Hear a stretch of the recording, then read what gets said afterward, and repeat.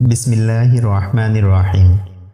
চলুন এক নজরে দেখে আসি ইসলামী আন্দোলন সাফল্যের শর্তাবলী বইটির সংক্ষিপ্ত রূপ।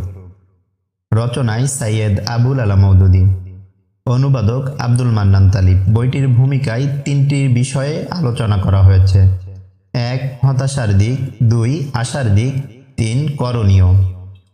হতাশার দিক ৩টি, আশার দিক ৪টি, করণীয় ৪টি। আলোচ্য বিষয় ২টি: অর্জনীয় গুণাবলী, দ্বিতীয় বর্জনীয় গুণাবলী।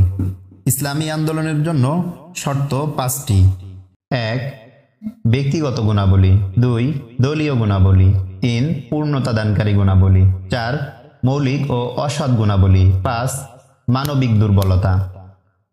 ব্যক্তিগত গুণাবলী ৪টি, দলীয় গুণাবলী ৪টি, পূর্ণতাদানকারী গুণাবলী ৫টি, মৌলিক ও অসৎ গুণাবলী ৩টি, মানবিক দুর্বলতা ১৩টি।